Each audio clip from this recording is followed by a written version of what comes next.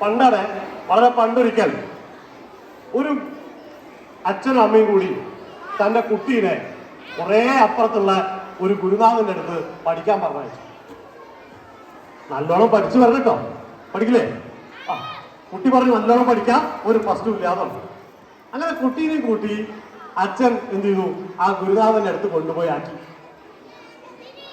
വർഷങ്ങൾ കുട്ടി അവിടെ പഠിച്ചു.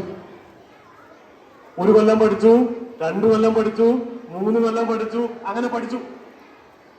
പഠിത്തൊക്കെ കഴിഞ്ഞ് കുട്ടി തിരിച്ച് വീട്ടിലേക്ക് വരികയാണ്.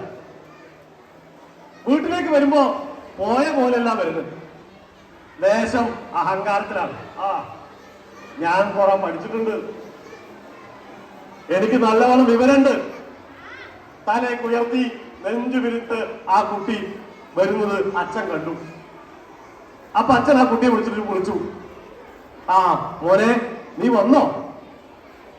അപ്പൊ കുട്ടി പറഞ്ഞു, അച്ഛാ ഞാൻ എന്റെ വിദ്യാഭ്യാസം പൂർത്തിയാക്കി വന്നിരിക്കുന്നു. അച്ഛാ ഞാൻ എന്റെ വിദ്യാഭ്യാസം പൂർത്തിയാക്കി വന്നിരിക്കുന്നു. അപ്പൊ അച്ഛൻ പറഞ്ഞു, മോനെ പഠിപ്പിക്കാൻ പറ്റാത്തതൊക്കെ നീ പഠിച്ചോ? പഠിപ്പിക്കാൻ പറ്റാത്തതൊക്കെ നീ പഠിച്ചോ മോനെ? അപ്പൊ അവൻ ആകെ ഞെട്ടിപ്പോയി. പഠിപ്പിക്കാൻ പറ്റാത്ത പഠിക്കോ? ഇല്ലല്ലോ. അപ്പൊ അവൻ പറഞ്ഞു, അതെനിക്കറിയില്ല. എന്നാൽ നീ ഒരു കാര്യം ചെയ്യേ, നീ പഠിത്തം പൂർത്തിയാക്കിയിട്ടില്ല, തിരിച്ചു പോയിക്കോ.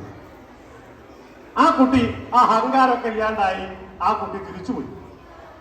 തിരിച്ചു വീണ്ടും തന്റെ മാഷെടുത്ത് തന്റെ ഗുരുവിന്റെ അടുത്തെത്തി. അപ്പൊ ഗുരു ചോദിച്ചു, എന്താ ഇടന്നെ പോത്? അവ പറഞ്ഞു, പഠിപ്പിക്കാത്തത് പഠിച്ചോ എന്ന് അച്ഛൻ ചോദിച്ചു, അത് അറിയാൻ വേണ്ടി വന്നതാണ്. അപ്പൊ ഗുരു പറഞ്ഞു,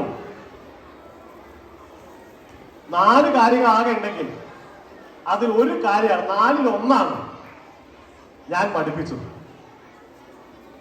പുസ്തകത്തിൽ നിന്ന് പഠിക്കുന്നത് 4-ൽ 1. ബാക്കി 3 കാര്യം പുറത്തുനിന്നാ പഠിക്കേണ്ടത്. എങ്ങനെ? നിങ്ങളെ കൂട്ടുകാരിൽ നിന്ന്, നിങ്ങളെ വീട്ടുകാരിൽ നിന്ന്, നിങ്ങളുടെ നാട്ടുകാരിൽ നിന്നാണ് 4-ൽ 3 കാര്യം പഠിക്കേണ്ടത്. അപ്പൊ 1 കാര്യം മാത്രമാണ് ഇവിടെ പഠിക്കുക, പുസ്തകത്തിൽ പഠിക്കുക. 4-ൽ 3 കാര്യവും പഠിക്കേണ്ടത് കൂട്ടുകാരിൽ നിന്നും, നാട്ടുകാരിൽ നിന്നും, വീട്ടുകാരിൽ നിന്നുമാണ്. ഒരു കവി തന്റെ കവിതയെ പറഞ്ഞു,